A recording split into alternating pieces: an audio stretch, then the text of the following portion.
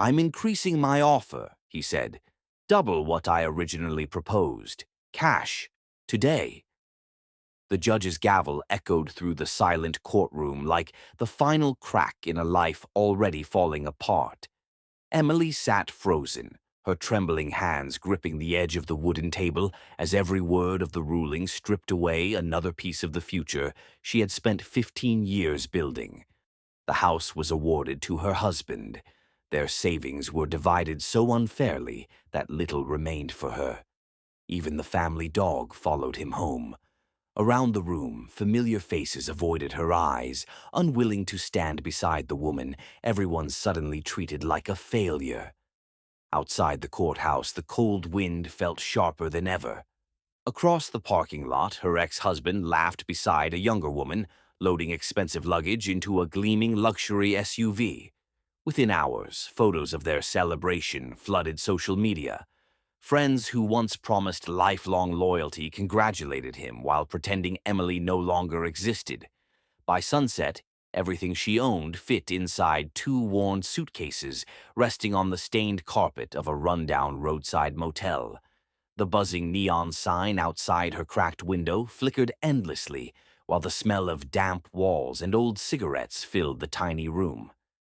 Sitting alone on the narrow bed, she wondered how life could collapse so completely in a single day. Just as hopelessness threatened to consume her, her phone rang. Unknown number.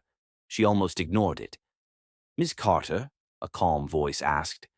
"I'm calling from Whitmore and Hale Attorneys. I'm handling the estate of your distant great-uncle, Theodore Ashcroft." She frowned. "I don't know anyone by that name." "You've been named the sole beneficiary of his estate." Her heartbeat quickened. "What exactly did he leave me?" A brief silence followed before the lawyer answered. "An abandoned psychiatric asylum." Emily stared into the darkness beyond her window, unable to speak. Only one question filled her mind. Why would anyone leave me a haunted asylum? The following morning, Emily left the shabby motel with little more than two worn suitcases and a growing sense of uncertainty.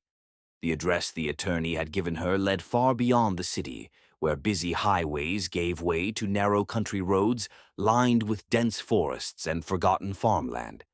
Every mile carried her farther from the life she had known and closer to a place she couldn't stop thinking about. When she finally reached the property, she froze. Perched on a lonely hill stood the abandoned psychiatric asylum, its towering silhouette dominating the countryside like a monument to forgotten nightmares. Broken windows stared back like empty eyes. Rusted iron gates hung crooked on broken hinges, while thick vines crawled across the cracked stone walls. Years of neglect had transformed the once grand institution into something both haunting and strangely magnificent. Emily stepped out of her car, but before she could reach the gate, an elderly man from a nearby farmhouse hurried toward her. "You shouldn't be here," he warned quietly. "People who worked there disappeared years ago. Folks still see lights in the upper windows after midnight. Some hear whispers drifting through empty hallways. Others swear the building screams when the wind changes." Emily offered a nervous smile, assuming the stories were nothing more than local legends. Still, an uneasy chill crept down her spine. As she turned back toward the asylum, the sound of tires crunching over gravel broke the silence. A sleek black SUV rolled to a stop beside her. A sharply dressed businessman stepped out, extending his hand with effortless confidence. "Miss Carter," he said, "I'm prepared to buy this property today. Cash. Name your price." Emily blinked in surprise. She hadn't even walked inside. Why would anyone pay a fortune for a place everyone else was too terrified to enter? For the first time, she wondered if the real danger wasn't the asylum itself, but whatever someone desperately wanted hidden inside. Taking a slow breath, Emily pushed against the rusted front doors. They groaned open with a long, hollow creak that echoed through the massive entrance hall. The air inside was cold, heavy with the smell of mildew, old paper, and decades of decay. Dust floated through thin beams of sunlight that slipped between cracked windows, making the empty building feel frozen in time. Every step stirred layers of forgotten history. She wandered through abandoned offices where overturned desks still held yellowed paperwork. Filing cabinets stood half open, their drawers overflowing with patient records coated in thick dust. Wheelchairs sat motionless in dark corners, while faded medical charts clung to peeling walls. Several treatment rooms had been sealed shut with heavy steel doors, each marked with faded warning signs that no one had bothered to remove. It didn't look as though the asylum had been closed carefully. It looked as though everyone had fled. Curiosity pulled Emily deeper into the building until she reached what appeared to be the former director's office. Unlike the other rooms, this one had remained almost untouched. An old mahogany desk stood beneath a cracked portrait, its drawers locked except for one that had been forced open years earlier. Inside lay a weathered leather journal. The first few pages contained ordinary notes about repairs, staff shortages, and patient care. But as Emily continued reading, the handwriting became increasingly hurried and uneven. Someone else knows. They're asking too many questions. If they find it, everything is lost. Then one sentence appeared again and again, written darker each time, as though the writer wanted to make absolutely certain it would never be forgotten. Trust no one. They're still searching. Emily's pulse quickened. She eagerly turned the page, only to stop. Several pages had been torn out with deliberate precision. Whoever removed them hadn't wanted the truth to disappear by accident. They had wanted someone to never discover what came next. Emily told herself she would only spend one night inside the asylum. Just one. Enough time to inspect the property, gather whatever documents remained, and decide whether selling it was the smartest option. The director's office offered the safest place to sleep. She cleared a corner, spread an old blanket over the dusty floor, and tried to ignore the unsettling silence surrounding her. But the silence never lasted. Near midnight, a heavy door slammed somewhere deep inside the building. Emily shot upright, then another, and another. The echoes rolled through the endless corridors like distant thunder. Her flashlight trembled in her hand as she stepped into the hallway. Every door she had carefully closed earlier now stood partially open. A cold wave of fear washed over her. Maybe the stories were true. She barely slept. When morning finally arrived, she discovered the power generator she had started the previous evening had been deliberately switched off. She convinced herself there had to be a reasonable explanation. The second night was worse. An alarm suddenly blared through the asylum at nearly 2 in the morning, shattering the silence. Red emergency lights flickered for only a few seconds before dying again. As Emily rushed toward a window, she froze. A figure stood outside near the rusted gates, watching. The moment her flashlight beam touched it, the figure disappeared into the darkness. Her heart pounded so violently she could hear it. Haunted. It had to be haunted. Yet the next morning she noticed something strange. Fresh, muddy footprints, boot prints, human boot prints. Someone had been inside. Before she could process the discovery, her phone rang. It was the developer. His voice sounded calm, almost rehearsed. Emily tightened her grip on the phone. Why was a man willing to pay a fortune for a place everyone else was terrified to enter? And who was trying so desperately to make sure she left before discovering the answer? The developer's offer lingered in Emily's mind all morning, but something deep inside refused to let her walk away. If the asylum was truly worthless, why was everyone so desperate to buy it before she had finished exploring? The question drove her back into the endless maze of silent hallways. Determined to make one section of the building livable, Emily gathered a few basic tools and began scraping away loose plaster from a badly damaged wall near the old maintenance wing. Chunks of cracked paint fell onto the floor, revealing something that stopped her cold. Beneath decades of repairs, someone had carved strange symbols directly into the stone. They weren't random scratches. They formed a pattern. She brushed away more dust and noticed another symbol several feet away, then another farther down the corridor. It was as if someone had left a trail, carefully hiding it beneath layer after layer of fresh plaster. Curiosity overcame caution. Following the markings, Emily reached what appeared to be a solid brick wall at the end of a forgotten hallway. One symbol was carved into a loose stone near the floor. She pressed it without thinking. A dull grinding sound echoed through the building. The wall slowly shifted. Behind it stretched a narrow maintenance tunnel untouched for decades. Rusted pipes lined the ceiling, and the air smelled of damp earth instead of mildew. Her flashlight revealed footprints preserved in thick dust, old enough to suggest no one had entered for years. At the tunnel's end, she discovered a small storage room containing rolled architectural blueprints inside a rusted metal cabinet. They were original construction plans. As she carefully unfolded them, confusion replaced excitement. Entire sections of the asylum appeared on these drawings that didn't exist on any public records she had seen. Hidden corridors, sealed chambers, and staircases simply vanished from the official layout. Near the bottom corner, one area had been circled by hand. Beside it, written in faded black ink, was a single word. Below. Emily's pulse quickened. The asylum wasn't hiding just one secret. It had been built with an entire hidden level that the world was never supposed to know existed. Emily barely slept after discovering the hidden blueprints. The single word, below, echoed in her mind long after she rolled the fragile papers back into their tube. Whatever had been concealed beneath the asylum had been hidden with extraordinary care, and someone clearly wanted it to stay that way. Within days, strange things began happening. News spread quickly through the small town that Emily had rejected every offer to sell the property. People she had never met suddenly appeared near the asylum. Expensive SUVs parked along the deserted road for only a few minutes before driving away. Men carrying cameras and measuring equipment wandered near the rusted gates, pretending to admire the old architecture while secretly studying the grounds. At night, the activity became even more unsettling. Flashlights flickered through the surrounding woods.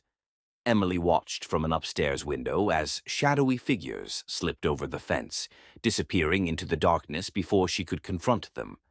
By morning, fresh boot prints crisscrossed the muddy courtyard, and several doors she had locked were standing wide open again. Then the pressure became official. A county inspector arrived without warning, accompanied by 2 police officers. After a brief walk through the entrance hall, he declared the building structurally unsafe and handed Emily a notice stating the asylum could soon be condemned unless costly repairs were completed immediately. Before she had time to process the setback, another blow arrived. A law firm filed documents claiming there were unresolved questions surrounding the property's ownership. They insisted the inheritance should be frozen until the matter could be reviewed in court. Everything felt too perfectly timed. The developer called again that evening. "This is your last chance," he said calmly. "Take the offer before things become complicated." Emily ended the call without answering. It was no longer about money. Someone was orchestrating every obstacle in a desperate attempt to drive her away.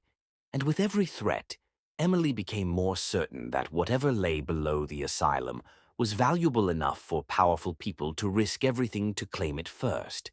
Emily realized she couldn't solve the asylum's mysteries alone.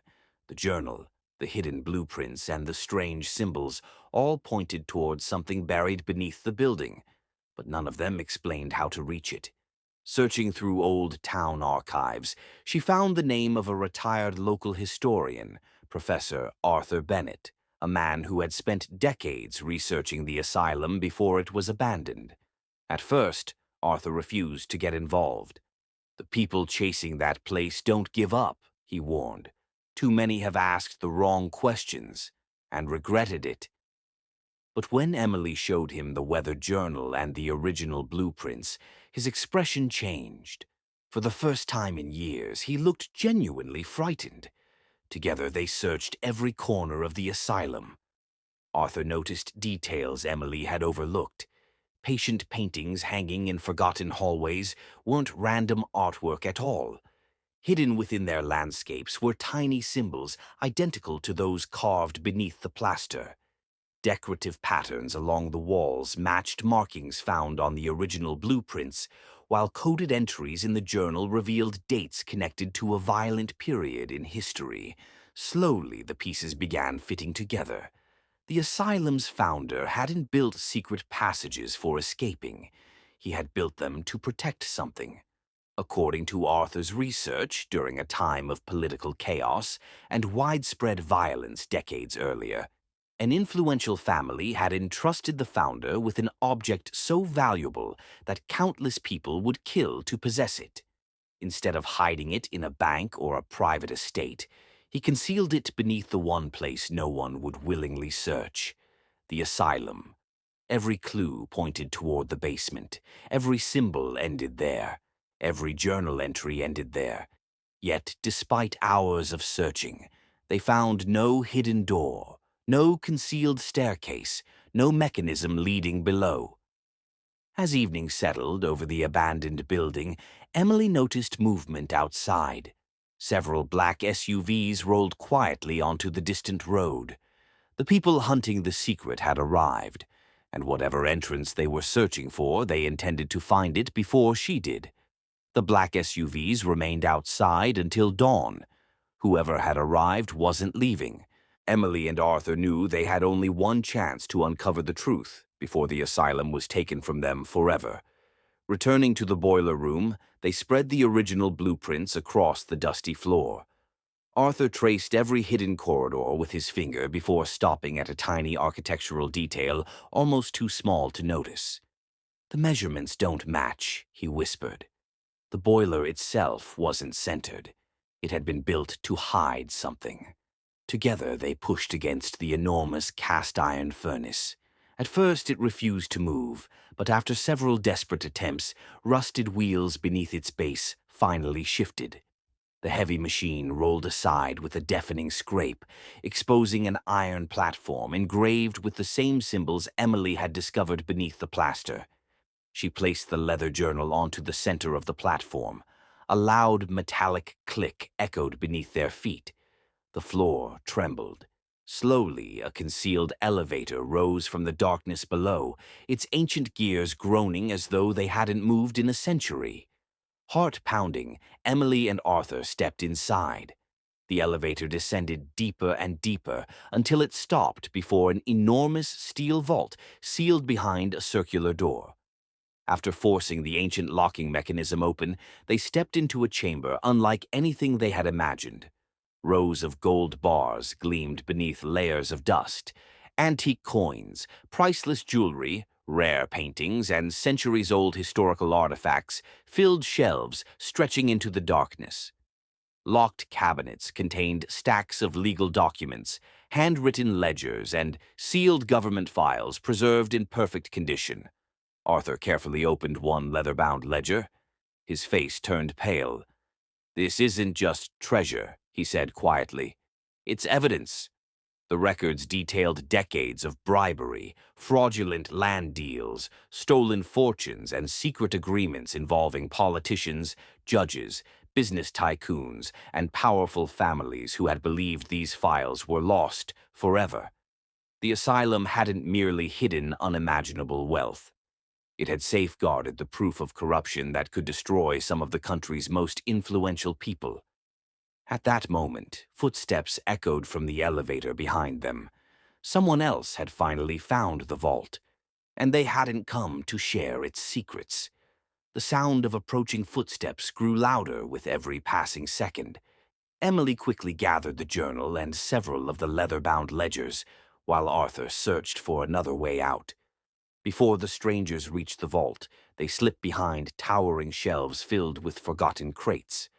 Flashlight beams swept across the chamber as armed men entered, led by the wealthy developer whose smile had vanished completely. "There it is," he whispered. "After all these years." The men spread through the vault, greed shining in their eyes as they admired the treasure. But the developer wasn't interested in the gold. "Find the records," he ordered. "Destroy every document." Hidden behind the shelves, Emily's hands trembled. She carefully opened the back cover of the journal, hoping for anything that might explain why Theodore Ashcroft had chosen her. Her fingers discovered something unexpected, a hidden compartment. Inside were the missing pages. They had never been stolen. They had been hidden intentionally. The final entries were written in Theodore's steady handwriting. "If you are reading this, then you are the person I spent years searching for." Blood alone was never enough. Wealth without character destroys lives. I watched those who shared my name, but I chose the one who showed kindness when no one was watching. Emily's eyes filled with tears. The inheritance had never been about family. It had been about trust. Theodore had quietly followed her life from a distance, learning of the sacrifices she made, the honesty she refused to compromise, and the compassion she showed even after losing everything in her divorce. He believed she would protect the vault instead of exploiting it. Suddenly, sirens echoed through the tunnels. The developer realized what was happening. "Grab everything," he shouted. His men scrambled to collect valuables while others tried to burn the ledgers. But it was too late. The authorities were closing in, and the truth hidden beneath the asylum for generations was finally about to see the light of day. The raid unfolded with astonishing speed. Federal agents poured into the underground vault from every direction, surrounding the developer and his men before they could escape with either the treasure or the records. Within minutes, handcuffs replaced confidence as boxes of documents were carefully sealed and carried upstairs under armed protection. The evidence hidden beneath the asylum for decades was finally in the hands of investigators. The weeks that followed shook the nation. The recovered ledgers exposed an intricate web of fraudulent land deals, bribery schemes, forged ownership records, and secret financial transactions reaching back generations. Politicians resigned overnight. Influential businessmen disappeared from public view. Judges, lawyers, and government officials who had once appeared untouchable suddenly found themselves standing before the very courts they had manipulated for years. At the center of every investigation stood one undeniable fact. The abandoned asylum had never been worthless. It had been the vault that protected the truth. The developer was charged alongside his closest accomplices, their desperate attempts to intimidate Emily becoming powerful evidence against them. Every lawsuit filed against her collapsed, and ownership of the asylum was confirmed beyond question. Then came the moment Emily never expected. Television networks interrupted regular programming with breaking news. Helicopters circled above the restored property, while reporters described the extraordinary discovery hidden beneath the forgotten asylum. Across every major news outlet, Emily's name appeared not as a divorced woman who had lost everything, but as the person whose courage had uncovered one of the greatest historical discoveries in decades. Hundreds of miles away, her ex-husband watched the broadcast in stunned silence. The inheritance he had mocked as a crumbling, haunted building had become the story everyone was talking about. The friends who had abandoned Emily now praised her determination, but their admiration came far too late. For the first time since the divorce, Emily didn't need revenge. The truth had spoken louder than she ever could, and justice had finally found everyone who believed her life was already over. When the legal battles finally ended, Emily stood alone outside the asylum's weathered front gates. The building no longer looked like a prison of forgotten memories. For the first time, she saw something else, a second chance. The fortune hidden beneath the basement was more than enough to give her a life of unimaginable luxury. She could have sold every artifact, disappeared to a private island, and never looked back. Instead, she made a different choice. Months later, the abandoned asylum began its remarkable transformation. Crumbling walls were carefully restored, not to erase history, but to preserve it. Former treatment rooms became counseling offices where people struggling with anxiety, depression, and trauma could receive care without fear or judgment. Empty halls that had once echoed with silence were filled again, this time with compassion instead of suffering. Another wing became a historical museum dedicated to the asylum's complicated past. Families of former patients donated photographs, letters, and personal belongings, ensuring that those once forgotten would finally have their stories told with honesty and dignity. The hidden vault remained protected while its historical artifacts were placed on public display, so future generations could learn from the truth instead of repeating it. Visitors arrived from across the country, expecting to see a haunted building. They left inspired by its remarkable rebirth. Standing in the restored courtyard, Emily watched children laughing beneath trees that had once overlooked broken windows and rusted gates. She realized that the greatest treasure she had inherited had never been the gold, the priceless artifacts, or the hidden fortune. It was the opportunity to turn a place built on fear into one filled with hope. After losing everything she believed mattered, Emily had discovered something far more valuable, a purpose that no amount of money could ever buy. 1 year later, the asylum stood transformed. The rusted gates had been replaced with welcoming pathways. Broken windows reflected bright morning sunlight instead of darkness. The same halls that once carried whispers of fear now echoed with conversations, laughter, and quiet moments of healing. People no longer traveled there because of ghost stories. They came to witness how hope had risen from the ruins of despair. Emily walked slowly through the restored courtyard, pausing beside the old oak tree that had silently watched over the property for generations. It was hard to believe this was the same place she had first seen after losing everything. Back then, she had arrived carrying nothing but 2 worn suitcases and a heart full of disappointment. Now she understood something she never could have imagined. If she had never lost her home, she would never have found this one. If her life had never fallen apart, she would never have discovered the purpose waiting beneath the ashes of her past. The greatest inheritance Theodore Ashcroft had given her wasn't measured in gold bars or priceless artifacts. It was the chance to rebuild not only a forgotten building, but herself. As visitors wandered through the museum, reading the stories of those who had once been forgotten, Emily smiled quietly. Their voices would never be erased again.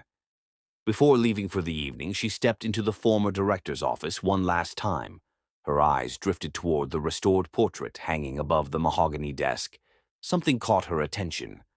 The corner of a yellowed envelope peeked out from behind the frame. She carefully pulled it free. No name, no address. Only 3 handwritten words appeared across the front. For the next guardian. Emily stared at it without opening the seal. Outside, the evening wind whispered through the ancient trees surrounding the asylum. Some mysteries had finally been solved.